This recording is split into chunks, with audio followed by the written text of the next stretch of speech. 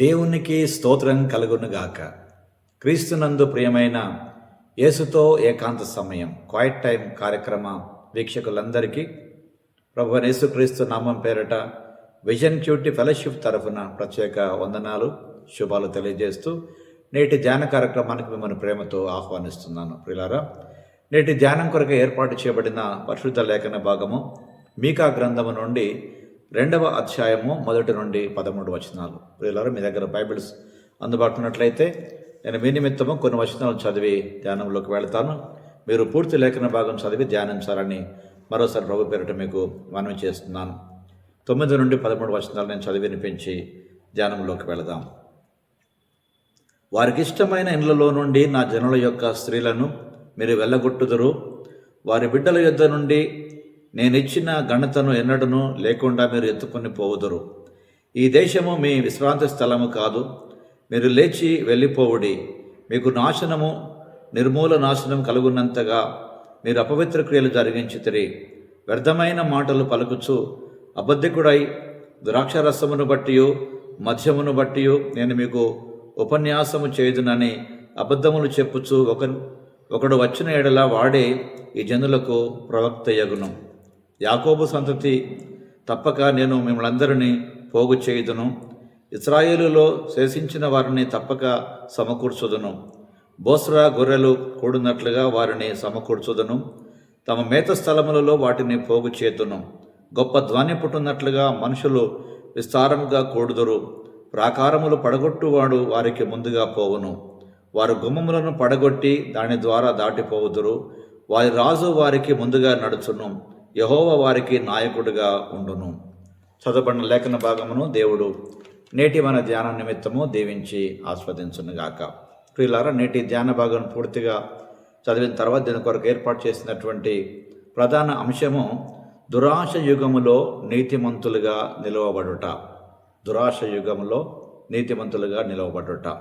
Standing righteously in age of greed అనే ఈ అంశమును ఆధారం చేసుకుని ప్రియులారా, నేటి ధ్యాన భాగాన్ని పూర్తిగా గ్రహించినట్లయితే దేవుడు ఇశ్రాయేలులకు వాగ్దానం చేసినటువంటి దేశాన్ని ఇవ్వడానికి ఆయన సిద్ధంగా ఉన్నాడు.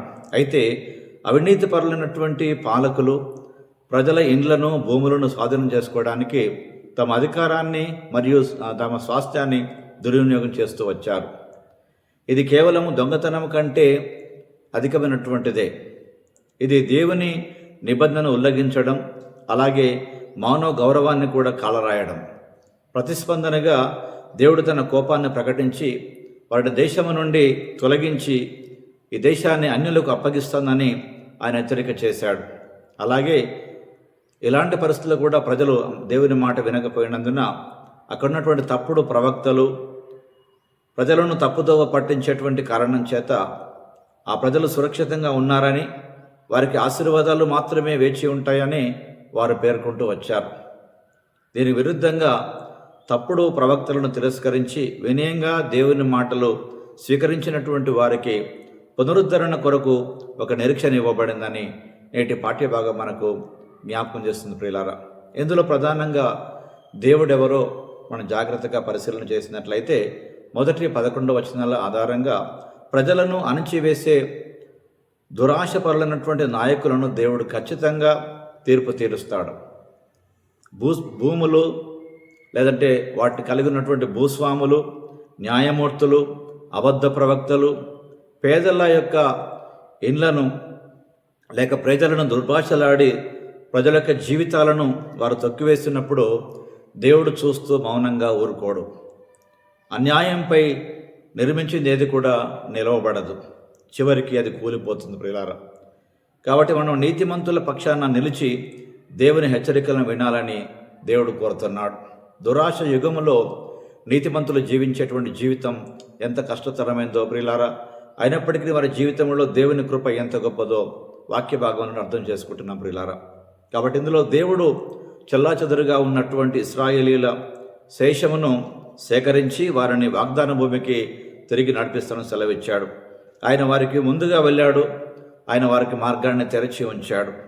వారిని కొత్త ప్రయాణం నడిపిస్తారని దేవుడు వాగ్దానం చేశాడు. ప్రియులారా, నేటి ధ్యాన భాగంలో నుండి మన జీవితానికి అన్వయింపుగా నేటి ఈ గందరగోళ యుగములో కూడా మనం ప్రయాణించేటువంటి మార్గం వెలుతురుగానే ఉంటుంది. అయితే నేడు మనము దేవుని వాక్యాన్ని మన పాదాలకు దీపముగా, మన త్రోవకు మార్గంగా ఏర్పాటు చేసుకున్నప్పుడు ప్రియులారా, సత్యమైన మార్గాన్ని మనం సరిగా గ్రహించగలుగుతాం, ఆ మార్గంలోనే నిలబడగలుగుతాం. నేటి ధ్యానభాగంలో పాల్గొంటున్న ప్రియ సహోదరి సహోదరుడా, ఇలాంటి దురాశ యుగములో నీతిమంతులంగా జీవించేటువంటి జీవితం ఎలా ఉన్నదో ప్రియులారా, అనుభవపూర్వకంగా మీరు దాన్ని ఎరుగుదురు గనక దేవుని వాక్యం జ్ఞాపకం చేసినట్టుగా ప్రియులారా, వాక్యపు వెలుగులో మనం నిలబడితే తప్ప మనము ఈ యుగములో ప్రియులు సరిగా నడవలేకపోతాం. కాబట్టి నేడు మనము ఆయన వాక్య ప్రకారం నడిచినప్పుడు మన నిజమైన నిరీక్షణ యొక్క మార్గమును నిలబడతాం. అప్పుడే ప్రియులారా దేవుని చిత్తాన్ని సంపూర్తిగా నెరవేర్చగలుగుతాం. కనుక ప్రభు వారి రోజు వాక్యం ద్వారా మనతో మాట్లాడుతూ ఈ దురాశ యుగములో నీతిమంతులుగా ఎలా నిలబడాలో ప్రియులారా దేవుడు మనకు జ్ఞాపకం చేస్తున్నాడు ఈనాటి పాఠ్యభాగం ద్వారా. ప్రియమైన దేవుని బిడ్డలారా, ఈ రోజున దేవుడు మనతో మాట్లాడుతుండగా అనీతివంతమైనటువంటి ఈ లోకంలో నీతివంతంగా జీవించుట ఎంత కష్టతరమైనటువంటి విషయం ప్రియులారా. వాక్యము యొక్క అనుభవం ఉంటే తప్ప ప్రియులారా మనం దీని నుంచి బయటపడలేం. ఈ రోజున మనుషులు స్వార్థపూరితమైనటువంటి ఆలోచన కలిగి తమ సొంత అనుభవాలపైన ఆధారపడుతున్నారే తప్ప దేవుని వాక్యంపై ఆధారపడలేకపోతున్నారు. ప్రియులారా, మన జీవితంలో నిజంగా వాక్యంపైన ఆధారపడితే మనం నిలబడగలుగుతాం, దాన్ని జయించగలుగుతాం. కనుక ప్రియులారా, దేవుని వాక్యం మనకు జ్ఞాపకం చేసినట్టుగా మనం అనుభవాల మీద కాదు కట్టుకునేది, వాక్యం మీదనే కట్టుకోవాలి.